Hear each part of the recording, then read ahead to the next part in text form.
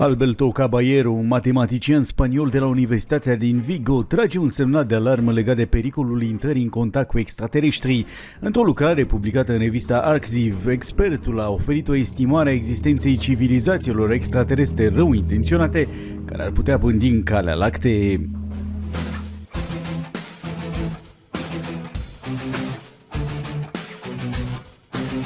Daily Mail relatează că Alberto Caballero nu are niciun dubiu privind existența unor civilizații extraterestre. N-am avea niciun motiv să fim bucuroși de această descoperire. Potrivit cercetătorului, există probabil 4 civilizații extraterestre ostile în galaxie, sugerând că există astfel de grupuri diabolice care ar putea viza Pământul. Am conceput lucrarea pe baza vieții așa cum o știm noi, nu cunoaștem mintea extraterestrilor. O civilizație extraterestră poate avea un creier cu o compoziție chimică diferită și ar putea să nu aibă empatia noastră sau ar putea avea mai multe comportamente psihopatologice, a spus matematicianul. Potrivit acestuia, pe măsură ce societatea de pe Pământ a devenit mai avansată, au existat mai puține invazii extraterestre.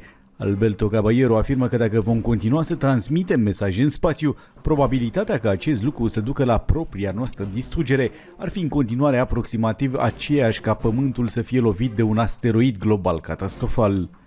Nu este primul savant care trage un semnal de alarmă pe această temă. Regretatul Stephen Hawking afirma înainte cu câțiva ani să moară că mesajele transmise de pe Pământ ar putea atrage viața extraterestră ostilă ce ar distruge rasa umană.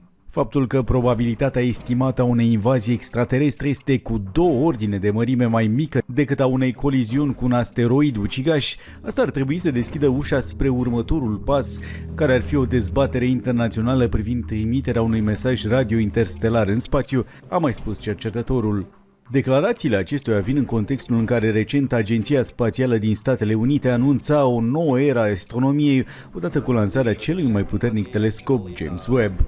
Acesta a plecat să exploreze cele mai nepătrunse secrete ale cosmosului la o distanță de 1,6 milioane de kilometri de Pământ. Potrivit experților, acesta ar putea în sfârșit să răspundă la întrebarea dacă există sau nu extraterestri. Sky News citează un astrobiolog de la NASA care vorbește despre medii posibil locuibile, o definiție care continuă să se extindă. Universul este un loc destul de mare, dacă suntem doar noi, pare o risipă îngrozitoare de spațiu, a declarat acesta.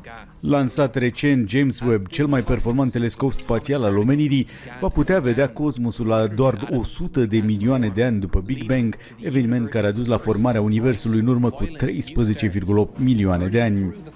James Webb oferă rezoluție și sensibilitate în infraroșu, tehnologii îmbunătățite față de Hubble și permite o gamă largă de investigații în domeniile astronomiei și cosmologiei, inclusiv observarea unora dintre cele mai îndepărtate obiecte din univers, cum ar fi formarea primelor galaxii și proprietățile atmosferice ale exoplanetelor potențial locuibile.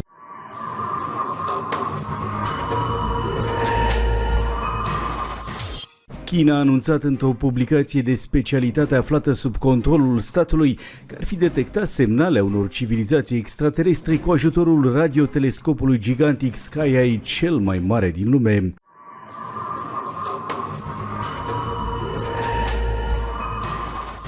Potrivit unui raport al publicației Science and Technology Daily, se pare că ar fi vorba despre 2 seturi de semnale care i-au pus pe gânduri pe chinezi, seturi detectate în 2019, respectiv în 2022.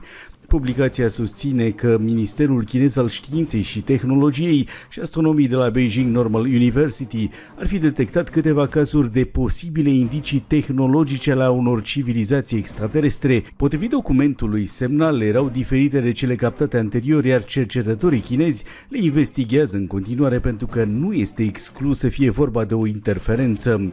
Ulterior, raportul a fost aparent eliminat de pe site-ul Science and Technology Daily, ziarul oficial al Ministerului Chinez al Științei și Tehnologiei, chiar când știrea începuse să se răspândească pe rețeaua de socializare Weibo și a fost preluată de alte instituții mass media, inclusiv de cele de stat. Știrea a fost intens dezbătută de presa mondială și concluzia ar fi că sunt atât de multe posibilități de interferențe radio de pe Terra, încât ar fi o eroare să credem că marele telescop chiar a dat de alte civilizații.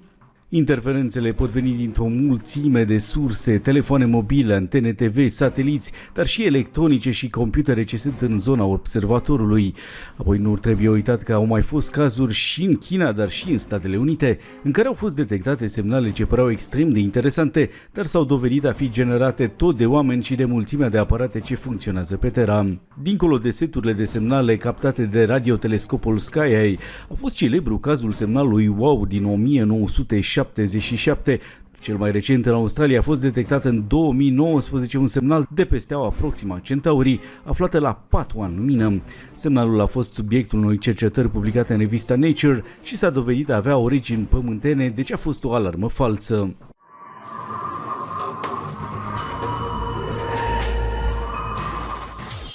Astronomul Alberto Caballero anunță că a localizat locul de unde a fost lansat celebrul WOW Signal, cel mai cunoscut semnal radio extraterestru.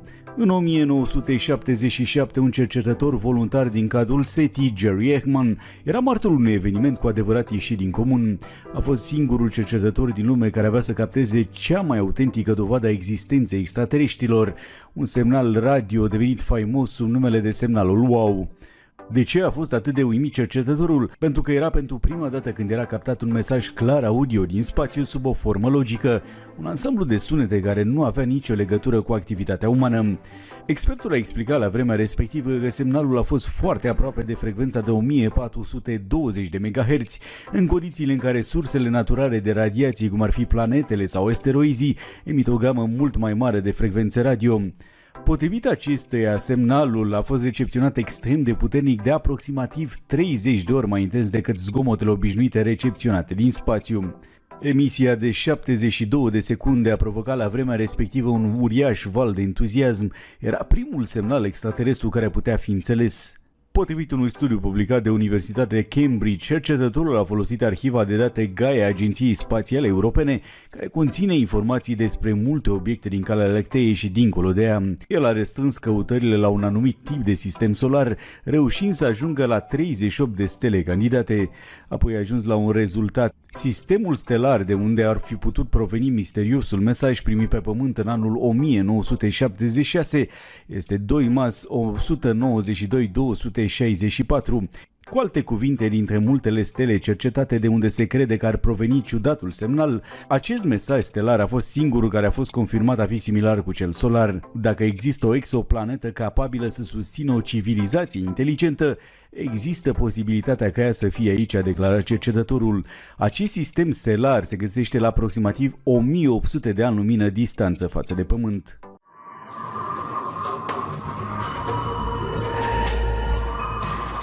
Telescopul spațial Hubble a descoperit că ceva ciudat se întâmplă în univers, ca urmare a existenței unei discrepanțe în rata de expansiune a universului, așa cum este în jurul nostru, și a observațiilor făcute după Big Bang.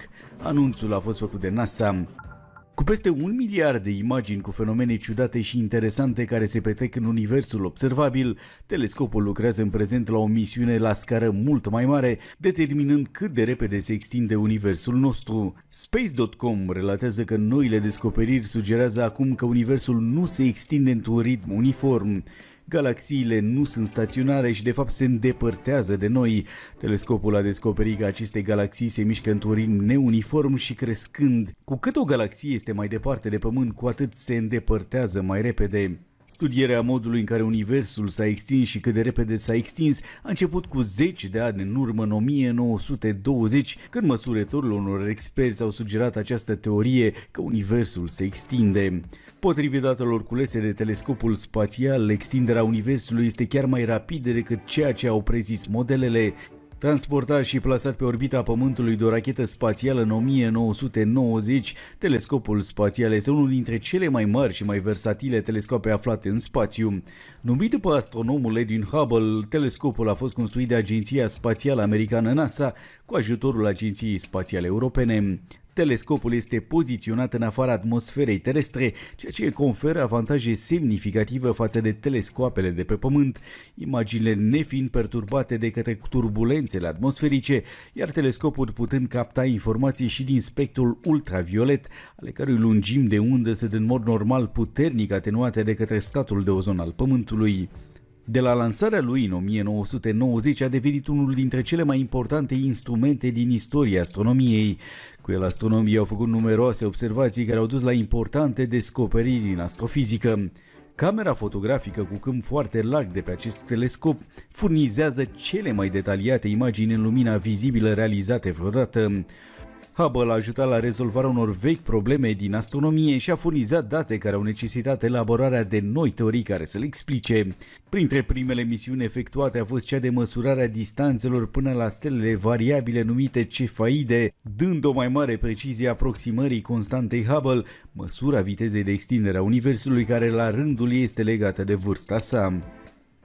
Înainte de lansarea lui Hubble, estimările constantei Hubble aveau erori de până la 50%, dar măsurătorile telescopului asupra cefeidelor din constelația Fecioarei și din alte constelații îndepărtate au furnizat o valoare cu o imprecizie de numai 10%, în acord cu alte măsurători mai precise, folosind alte tehnici efectuate după lansarea lui Hubble.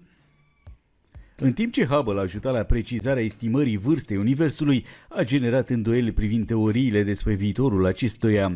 Astronomii din echipa de cercetare High-Z Supernova și din proiectul cosmologic Supernova au folosit telescopul pentru a observa supernove și au găsit dovezi că extinderea Universului nu este frânată de influența gravitației, ci ar putea chiar să o accelereze.